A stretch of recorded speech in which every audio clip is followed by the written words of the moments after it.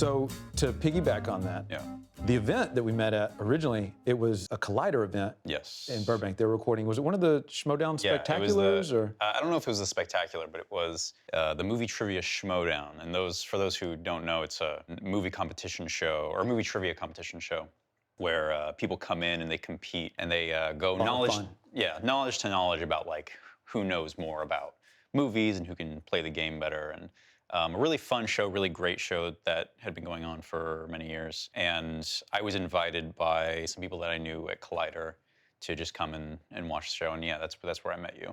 It's a really sad timing, actually, because they just announced that the Schmodown was ending. After 9 seasons, which I'm still recovering from. I watch the Schmodown like religiously. I've always loved the show, and it's just a real bummer that they're ending it. Yeah, congrats to Christian Harloff and Mark Ellis for an amazing 9 seasons.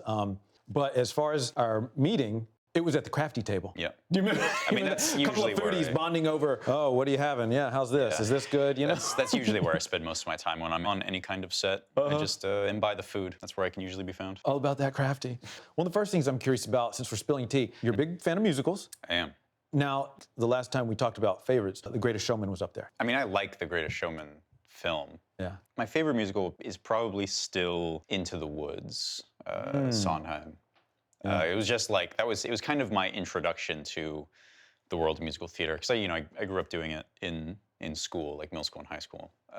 And that was... In Olympia? Yes, in Tumwater, Washington, the Tumwater Olympia area. And I remember my theater director had us watch Into the Woods. We didn't perform, we didn't do the show in school, but he was a big Sondheim guy.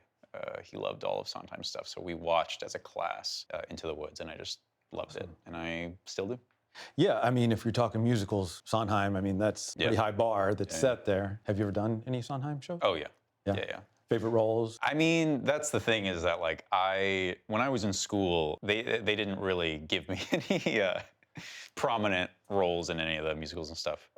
Yeah, it's kind of ironic going from being in the general ensemble for many years in my high school days to then actually pursuing a professional acting career. Hamilton, is that up there on your list? Oh, yeah. I love Hamilton. Let's talk about Purity Falls a little bit. Oh, God, okay, yeah. Is that okay? Yeah, sure. Because played Jason in Purity Falls, you're Jason on Riverdale, and other characters like Brett and Josh, and all these like cool guy names. Are you ever gonna play a Paul or play like a regular old dude name? Paul. That's a cool guy name. Is it? I mean, well. Paul's a cool guy. Look at you. Is it within your range to play a regular dude? I don't think so. I am about as regular as they come, I think. Well, I know you got range. The different roles you've played. I know you and I have had some funny conversations before about filming scenes of intimacy, and there's a lot in Purity Falls. Like, what's your approach to that? Like, there's different comfort levels for everybody, and people ask me sometimes, like, oh, when you do those scenes, is it sexy? What is that like? And I'm like, no. I'm like, you're surrounded by a bunch of people. I was gonna say, it's hard to feel sexy with like 100 people all staring at you and like a makeup artist like getting in there while you're like doing a scene with another person, director's trying to get a shot and everything like that. Yeah, I don't know. As far as like my approach to scenes like that goes, it is an interesting thing to confront as an actor, like learning to be comfortable in your own body and learning to be comfortable like with another person as like a scene partner. And I think that's like the biggest thing that I focus on. But it's always, I kind of just go based off of the person that I'm shooting a scene with. Like, I just want to make sure that everybody feels as like safe and protected as they can if that's what they want. Yeah.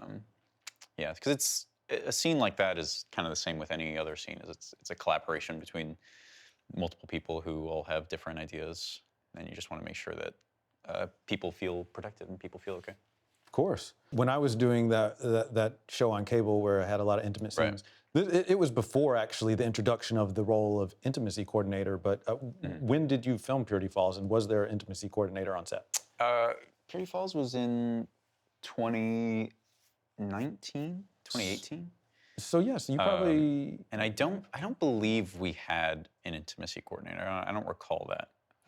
Well, knowing you and how considerate of a person you are, and like you said, the way you make sure you talk to your scene partner and everything, I mean, you guys were on the same page to fulfill that role between the two of you. Yeah, I hope so. I just try to, like I said, make sure. It requires like consistently like checking in with the people you're working with and making sure everybody feels good about what they're doing, you know? Yeah. So here we are having tea.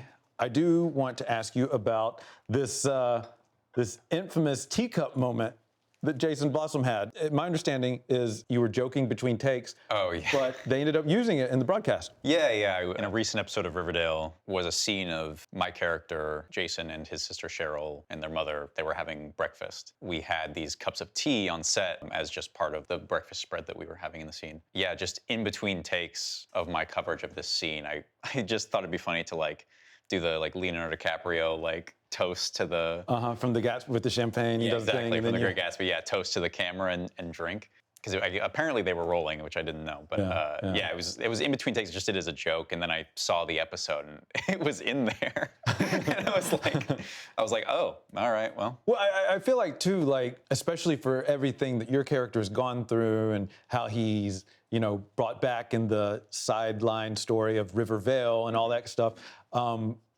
I feel like it works for that character to have a moment like that where I'm going to break the fourth wall, and you know. Yeah, it adds to this feeling of kind of hyper reality, which I think Riverdale and more specifically like the character of Jason often falls into, right? Where especially in that episode, Cheryl was having a nightmare, and that's kind of how she sees me, and so it has this like sort of ethereal, like otherworldly feeling to like you said, kind of have a fourth wall breaking moment. Directed towards Cheryl. You have a lot of those moments where they have that ethereal feel, you know, or the nightmarish kind of vibe, just some haunting, cool moments. And yeah, it goes with the territory of playing a character who's dead. Yeah. Speaking of your character being dead, I love how like you're in a lot of season 4, but it's the prosthetic that they created, right, of the corpse. The makeup artists on that set are very talented. They just slather me in prosthetics and makeup and then spray me down with this like topical glue just to hold everything together. Yeah. It's a lot of fun though. I love getting to play dress up essentially. That's the fun thing about what we do. We get paid to play professional dress up. But I mean, that's a light way of putting it, but I know sort of emotional depths that you have, like, and you are a true artist, that it goes deeper than that. Thank you, I appreciate you saying that, yeah. I try, you know. That's all I can really say. Okay, so I got to ask, Riverdale, huge show, very popular. Clearly, you auditioned for it. Agent manager called, said, "Hey, go in," and you know. But I want to hear it directly from your perspective. Yeah, it was actually very much that. I remember. It's kind of funny thinking back. I was having a rancid day.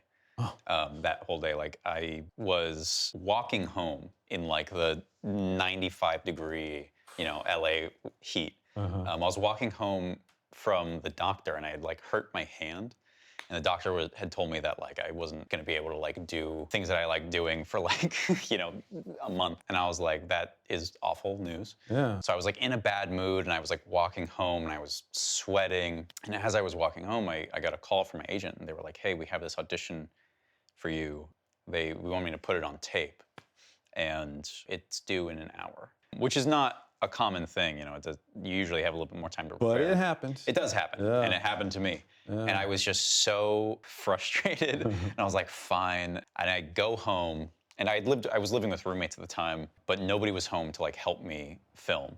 And I didn't have like a tripod set up or anything. So I like took my phone, and I like pulled our dining room table into the living room and like stacked a chair on top and set up my phone, and I like pulled in all the lamps from all over the apartment just to try and get like some semblance of lighting. Yeah. And it just like wasn't working, and I was super frustrated and just pouring sweat. Took a second, I stopped, and I was like, okay, I'm just gonna take a quick shower, I'm gonna rinse off. Yeah.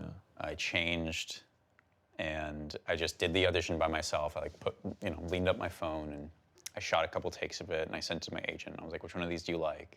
He was like, this one. We sent it off, and the next day, I got the call that I had booked the show, yeah. See, that's a really good story, because I love the ones where it's like, it happened last minute, I threw it together. There wasn't even a callback, I just booked it, you know, off a tape, not a in-person audition, you know. I love stories like that, and those were, for me, I always look back and I'm like, there's such an enjoyment about that side of it when it just happens. So Yeah, it's like the good and bad thing about this job and this industry, right? Is that, like they say, a single phone call can change your life, right? And you never know when it's coming. Well, hey, you went from a hurt hand in 90-something degree weather to not having a great day to the next day, well, you got it. Yeah. So that's pretty good turn of events. Yeah, and then like, a week or two later, I was filming up in the mountains of Canada in like this beautiful location on a river, and yeah, it was a ton of fun. But yeah, when your character first appears, it's a bunch of beauty shots, and there's this brother-sister bond, and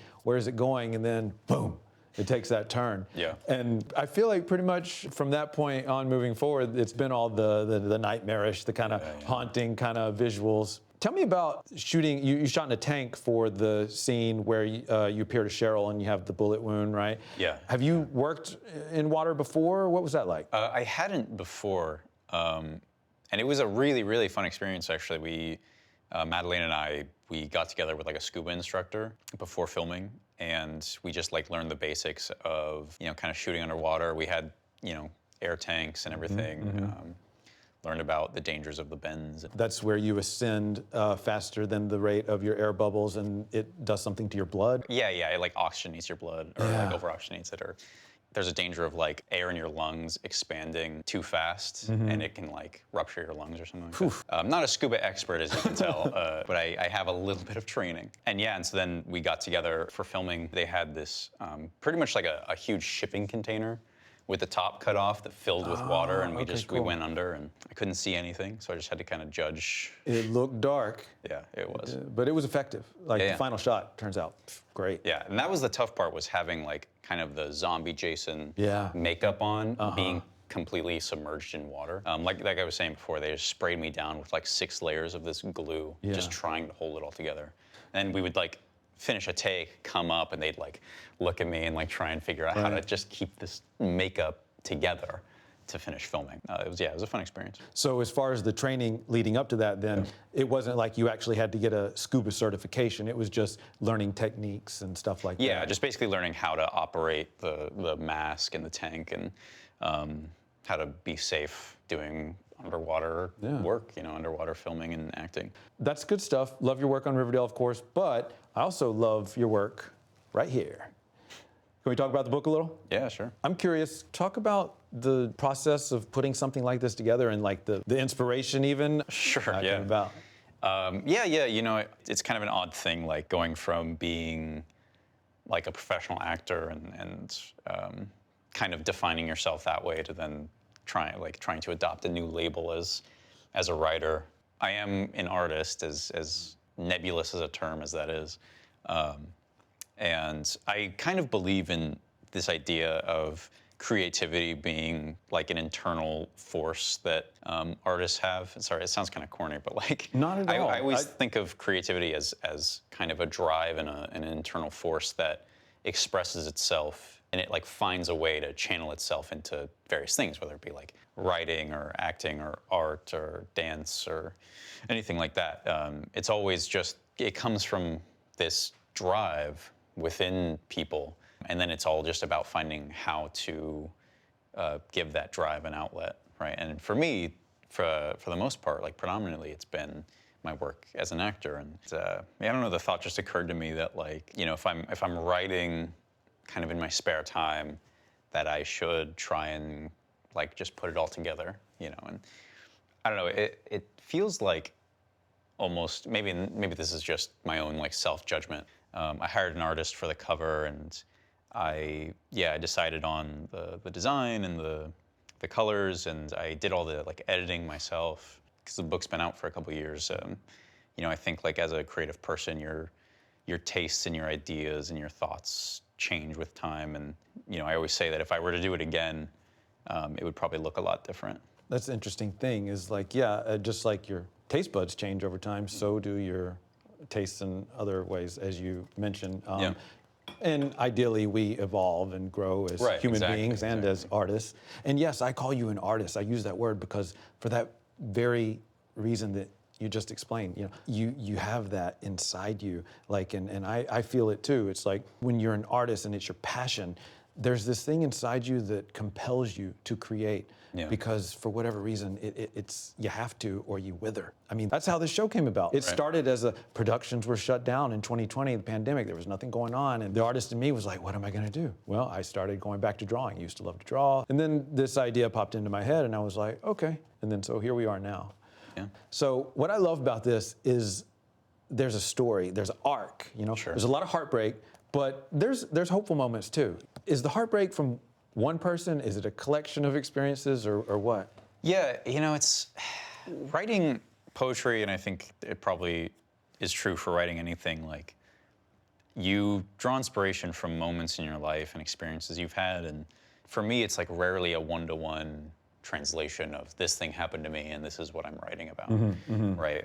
In Leather and Glass, it's really more of a writing experience of distilling this lifetime of experiences that I've had and like emotions that I've gone through and kind of what it feels to be a human being, you know, like I think the human experience is so, it's funny because it's so universal, but it's always so hard to define.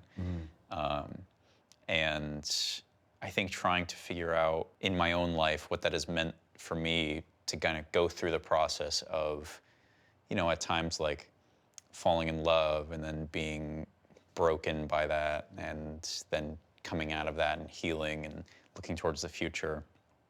I think that's really what I wanted to, that's the message I wanted to get across in that, relate my experiences to other people so that they might feel like seen or understood by it, or at least feel less alone. I introduced you as a kind soul, but you're also an old soul, really. Like, you're still a young man, but you read this book and it does feel like he's lived a life, like more so than you would think for your age. Yeah, I appreciate that. It's, you know, I do feel like that's something that I've heard, you know, even since I was a kid.